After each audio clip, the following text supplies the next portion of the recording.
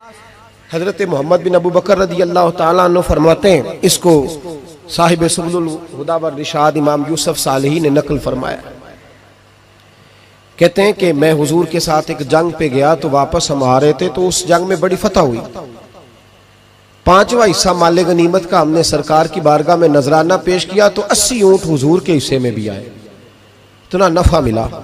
वापस आ रहे थे तो एक जगह शाम का वक्त हो गया, कुछ इलाका अच्छा मिला तो हुजूर ने फरमाया सफर आगे ना करो, यहीं पड़ाव कर लो, पता नहीं आगे जाके कोई ऐसी अच्छी जगह मुयस्सर आए ना आए।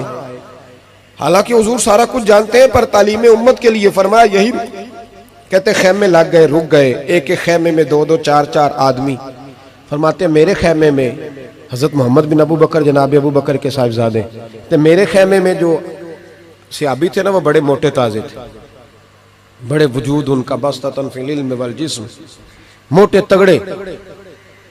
मगरिब की नमाज पढ़ने हम हुजूर अलैहिस्सलातु सलाम की बारगाह आली मर्तबत में हाजिर हुए। हुजूर के पीछे नमाज पढ़ी इक्तदा में। कहते नमाज मुकम्मल करके ना तो सहाबी का दिल किया मैं दस्तबोसी करूं।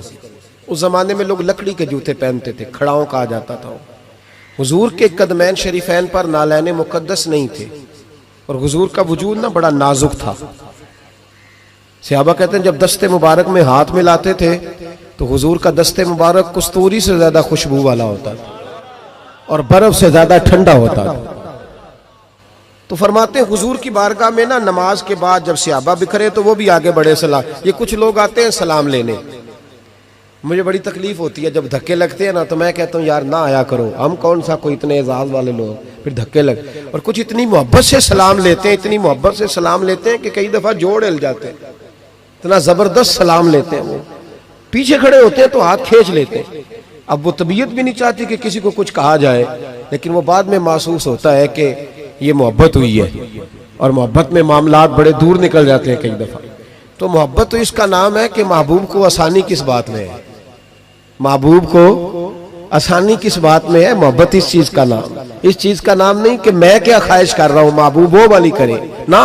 वो राजी किस बात में है, मैं गुड्डी ते हथ डोर सज्जन दे, वो जिंज रखे उंज रहना है।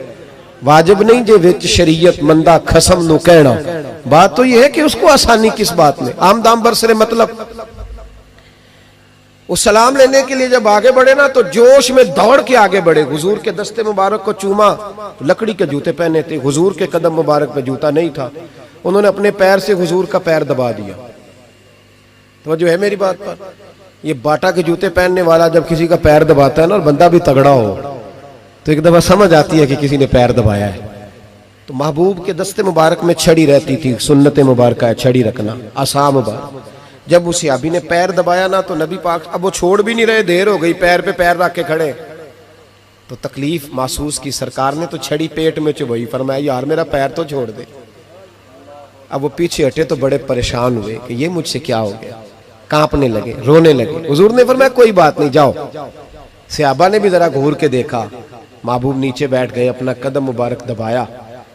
हजरत मोहम्मद बिन अबू बकर कहते हैं हम अपने खेमे में हम लोग चले गए।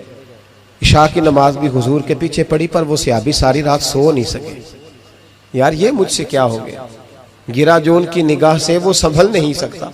मैंने हुजूर को तकलीफ दी, महबूब को तकलीफ दी। कहते वो तड़पने लगे, रोने लगे।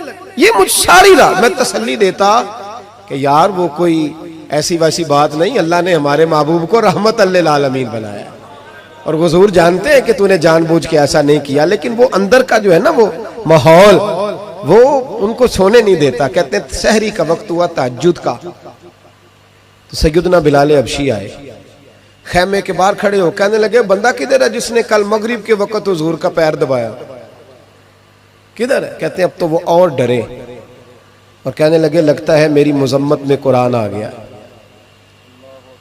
महबूब की गैर इरादी बेअदबी भी अल्लाह को पसंद नहीं। कहा लगता है आयतें आ गई, पता नहीं मेरे बारे में क्या हुक्म आया होगा। आप अपने अब्बा से कह के मेरी सिफारिश कराएंगे, जनाब सिद्दीक अकबर से कहेंगे, कहीं ऐसा ना हो कि मेरी दुनिया भी जाए और आखिरत भी जाए। कहते तड़पते सिसकते दरे रसूल पे पहुंचे, सहरी का वक्त, हुजूर तशरीफ फरमा है। कहते अब मैं और वो मुंतजिर थे कि कोई ऐसा हुक्म आएगा। पता नहीं क्या बनेगा और उस हुक्म के मामले में फिर कहां तक बात जाएगी। कुर्बान जाए, जब हुजूर के सामने खड़े हुए तो सारा कुछ जानने वाले महबूब ने अपनी उम्मत की तालीम के लिए फरमाया, भाई इशा के बाद ही तुझे बुलाने का इरादा हुआ था, फिर ख्याल आया कि तू कहीं सोया होगा, शहरी में लोग उठ जाते हैं तहज्जुद के लिए, इसलिए तुझे बुलाया है। फरमाते हैं अब इंतजार था कि वो बड़ी बात आए, डर रहे थे, लेकिन कुर्बान जाए नबी पाक ने पैर दबाने का जिक्र ही नहीं फरमाया। हुजूर फरमाने लगे बुलाया इसलिए है कि कल शाम मैंने तेरे पेट में छड़ी चबो दी थी, तुझे तकलीफ हुई होगी तो अल्लाह की रिजा के लिए माफ नहीं कर देता। जनाब मोहम्मद बिन अबू बकर कहते हैं पहले तो वो अकेला रोता था, अब हम सब ने रोना शुरू कर दिया। हुजूर आप क्या फरमाने? कहने लगे नहीं यार, बेचारे का पेट बड़ा है, मैंने छड़ी चबो दी, उसको तकलीफ हुई होगी। और क्या लफ्ज है हदीस में, महबूब फरमाने लगे मैं सारी रात सो नहीं सका, इसका वो दर्द। ओ भाई तो अपने अब्बा को सख्त बात कह के आके बेड पे आराम से सो जाता है, तू अपनी अम्मा को सख्त जुमला कह के वो तड़पती रहती है, उसे वो सारी रातें याद आती हैं जो उसने बेटे के लिए बेदार रह के गुजारी होती है, तो एक फिक्रा कह के तू सोचता ही नहीं, कहने वाले तो कह ही देते हैं, ये सुनने वाले हैं जो कमाल करते हैं, तूने ख्याल ही नहीं किया। महबूब फरमाने लगे सो नहीं पाया, चल अल्लाह की रजा के लिए माफ कर दे। तो कहने लगे हुजूर वो तो मैंने पैर दबाया था इसलिए आपने मुझे छड़ी चबोई, आप क्या कह रहे हैं? तो महबूब फरमा देखे वजाहत देखे, महबूब फरमाने लगे तूने तो अन देखे पैर दबाया था, मैं तो देख रहा था, मुझे नहीं छड़ी चबोनी चाहिए थी, चल तू क्या मैंने माफ किया। तो अर्ज करने लगे हुजूर जिस तरह आप राजी है मैं भी उसी तरह ही राजी हूँ। महबूब फरमाने लगे तू तो राजी है पर मैं नहीं अभी राजी। हुजूर आप कैसे राजी होते हैं? फरमाया जी 80 ऊंट मेरे हिस्से में आए हैं, अगर तू सारे तोहफे में कबूल करे तो मैं राजी हो जाऊंगा, तोहफे में रख ले सारे। कौन देता है देने को, फाजिल बरेलवी का अंदाज में जरा देखिए, कौन देता है देने को, इसका पंजाबी तर्जुमा है कि कौन देता है, देना वास्ते जिगरा चाहिए, कौन देता है देने को, मुंह चाहिए, देने वाला है सच्चा हमारा। और